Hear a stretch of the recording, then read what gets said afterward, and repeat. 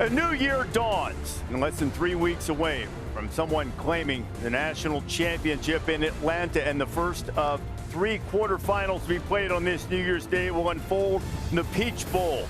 Texas taking on an underdog Arizona State team that has been barking, and they believe that they can advance into the semifinals. Then tonight, in the All-State Sugar Bowl, a couple of old powers who've met in this venue for national championships before. Notre Dame and Georgia, the Fighting Irish in this BCS playoff era. They've never won a game like this one. Is this the night for Notre Dame? And sandwiched in between, the most iconic venue in all of college football. The Rose Bowl just oozes nostalgia, and today we'll have the 111 Rose Bowl game. Grass so pristine, it's as if you could put the blades of grass between the toes on your bare feet, it's as if you would feel Wrong Way Roy Riegels or Archie Griffin or Marcus Mariota come back to life through the aura there. Oregon is #1 and unbeaten. The team that came closest to them is Ohio State. The rematch is coming. Now, this sport is rapidly changing, and some say the old things don't matter anymore. But the history of the Rose Bowl, this is something to cling to cherish, to embrace, and we will for one of these college football playoff quarterfinals between the Ducks and the Buckeyes on a beautiful New Year's morning in Pasadena. On a New Year's morning in Pasadena, there's already one team that has advanced in the college football playoff this first year, the 12-team bracket. One team is in the semifinals, Fiesta Bowl last night. Penn State taking on Boise State. Penn State had already beaten SMU. The Nittany Lions were a big favorite. Drew Aller finds Amari Evans. Yeah, really, Penn State, give them credit. They got off to a big start. Looked like they were going to run away with this game, but Boise State settled in and made this game much more competitive. It's a 17-14 game when Aller finds Tyler Warren, just every single time they dial him up, 44 makes plays. He's the guy next year in the NFL.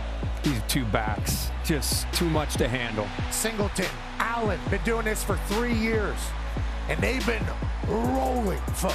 And Boise State, man, you look, they had more total yards, more first downs, just had -3 to turnover margin. Killed them. They kept Genty out of the end zone, but he was over 100 yards again, and Ashton Genty and the Broncos have a great season. But Penn State advances to the Orange Bowl. This is the college football playoff bracket. I'm told it's brought to you by AT&T. And that's not a green screen in the backdrop there. That's real deal. Is that us?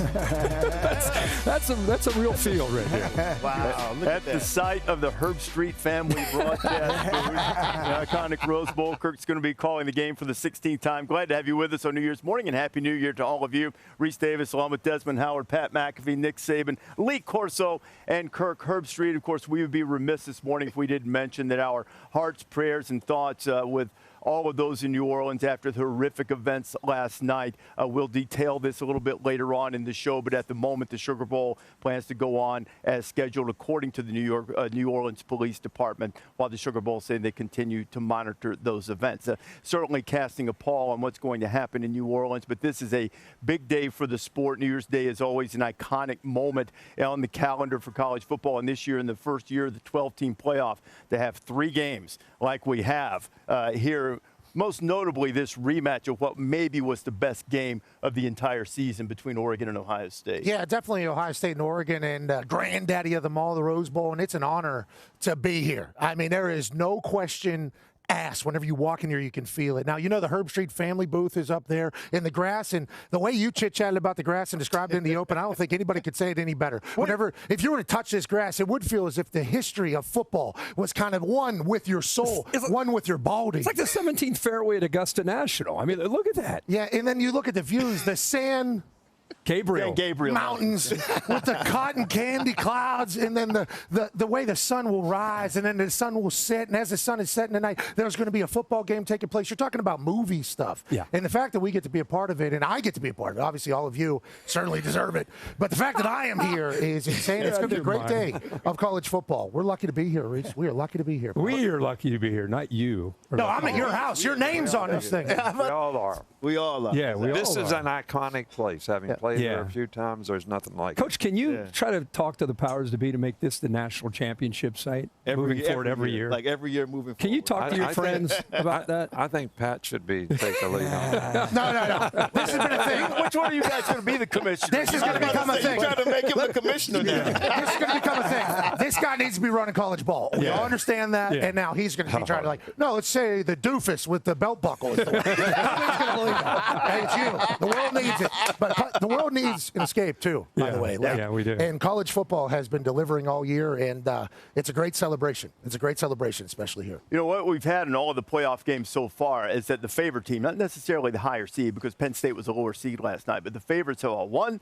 They've all covered. Does that mean that maybe we have some surprises getting ready to unfold today? And the biggest one would be in the Peach Bowl, where Texas takes on Arizona State, the Longhorns, after beating Clemson on campus.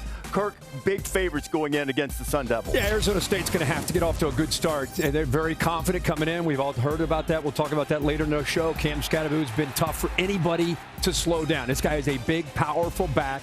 If he can get going, that can set up the Arizona State pass game through, of course, play action. Jordan Tyson's out. Others will have to step up. It's a big factor, in my opinion, in this game because Texas is very physical against the run. Vernon Broughton kind of leads the way. They get outside in the outside zone, and Jaden Blue, Weisner, the entire backfield is loaded, and they're ready to go. How about the Sugar Bowl? Notre Dame, Georgia. Now, we all know that Carson Beck got hurt in this game, SEC Championship, had surgery on his elbow, and now it's going to be Gunnar Stockton. Came in the SEC Championship game, played okay.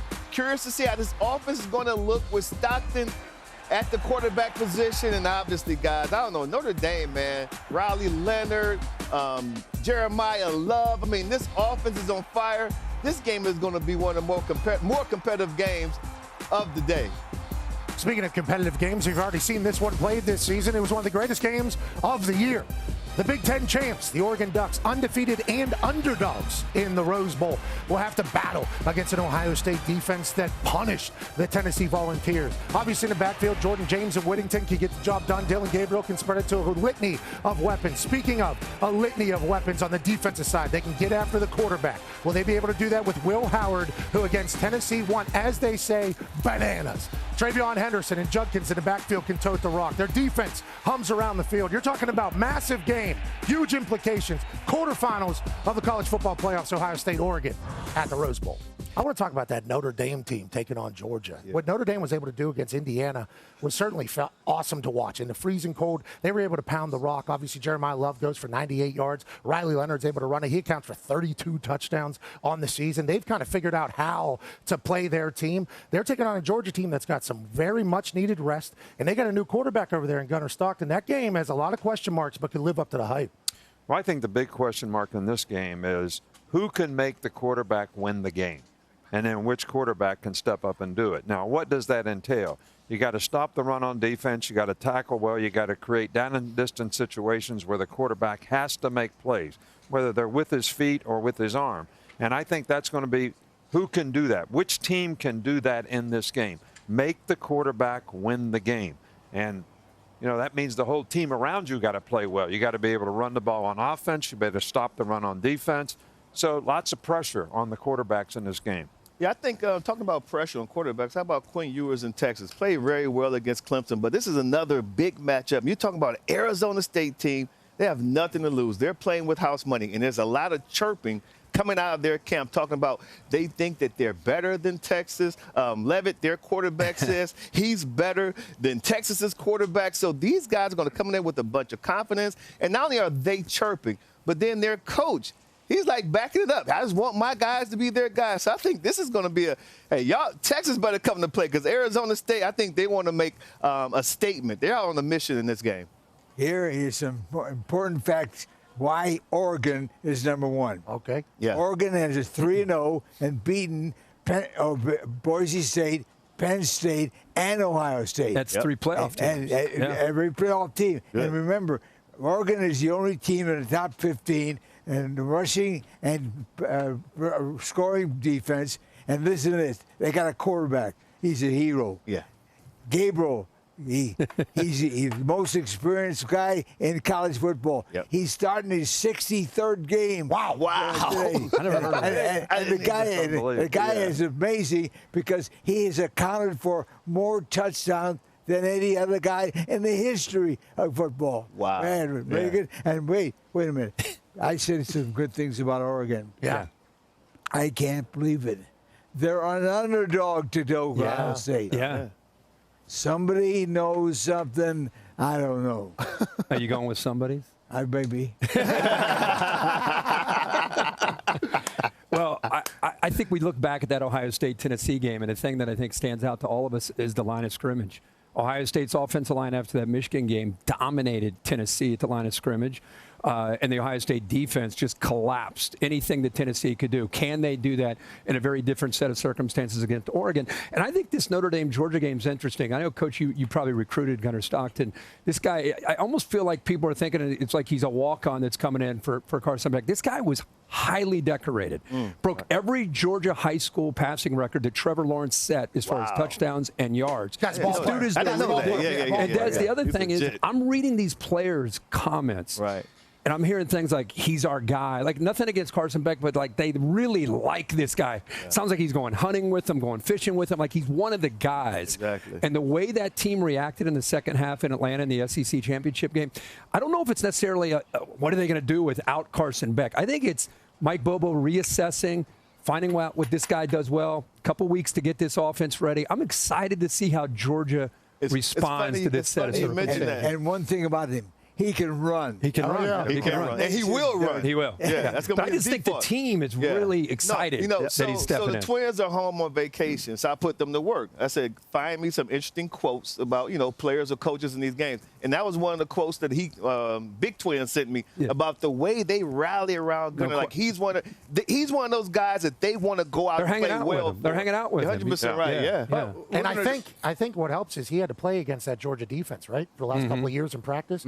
Whenever you prove it in the practice and in the facility and everything like that, they fall in love with you. Just like what happened with Arch Manning. You watch what happened with Arch whenever he's practiced. They fall in love with the backup. Can you rally and can you win? The most compelling thing to me in the SEC championship game was they didn't change. They had confidence in the guy. I mean, they threw the ball when they needed to throw it. They called his number on the quarterback draws, and he came through, and they had successful plays. So I saw them showing great confidence in and his head rolled 20 yards, and he came back.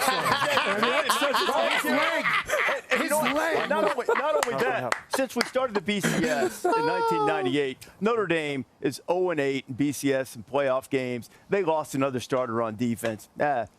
Poor old Notre Dame. I just hope the Irish show up and see what's happening. What an angle. Texas and Arizona State. Longhorns try to become the first team to win every New Year's Six bowl game. We've talked about Ohio State and Oregon. And then Notre Dame trying to win 13 for the first time in 136 years. It's hard to do something for the first time at Notre Dame. Never bet against the Catholic. That's right. And How much